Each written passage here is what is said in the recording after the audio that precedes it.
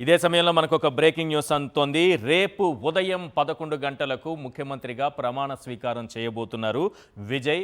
CPI, CPM అలాగే VCK పార్టీలు మద్దతు ప్రకటించడంతో ఆయన కొద్దిసేపటి క్రితమే గవర్నర్ను కలిసి మొత్తం 118 మంది సభ్యుల బలం ఉన్నట్టుగా లేఖను అందజేశారు. దీంతో ప్రభుత్వ ఏర్పాటుకు గవర్నర్ ఆహ్వానం పలకడంతో రేపు ఉదయం 11 గంటలకు నెహ్రూ ఇండోర్ స్టేడియంలో ముఖ్యమంత్రిగా ప్రమాణ స్వీకారం చేయబోతున్నారు. గత 4 రోజులుగా కొనసాగుతున్నటువంటి ఉత్కంఠకు ఇవాల్టితో తెరపడింది. రేపు జోసెఫ్ విజయ్ అనే నేను అంటూ విజయ్ ప్రమాణ స్వీకారం చేయబోతున్నారు. అభిమానులందరూ చాలా ఆసక్తిగా ఎదురు చూస్తున్నారు. అసలు ఏం జరుగుతుందో నరాలు తెగే ఉత్కంఠ, సస్పెన్స్, థ్రిల్లర్ సినిమాలను మనం చూస్తూ ఉంటాం.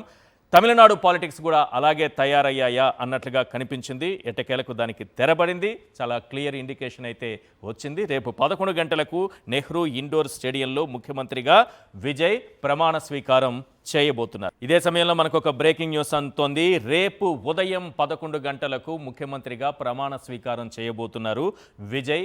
సిపిఐ, సిపిఎం అలాగే వీసీకే పార్టీలు మద్దతు ప్రకటించడంతో ఆయన కొద్దిసేపటి క్రితమే గవర్నర్ను కలిసి మొత్తం 118 మంది సభ్యుల బలం ఉన్నట్టుగా లేఖను అందజేశారు. దీంతో ప్రభుత్వ ఏర్పాటుకు గవర్నర్ ఆహ్వానం పలకడంతో రేపు ఉదయం 11 గంటలకు నెహ్రూ ఇండోర్ స్టేడియంలో ముఖ్యమంత్రిగా ప్రమాణ స్వీకారం చేయబోతున్నారు. గత 4 రోజులుగా కొనసాగుతున్నటువంటి ఉత్కంఠకు ఇవాల్టితో తెరపడింది.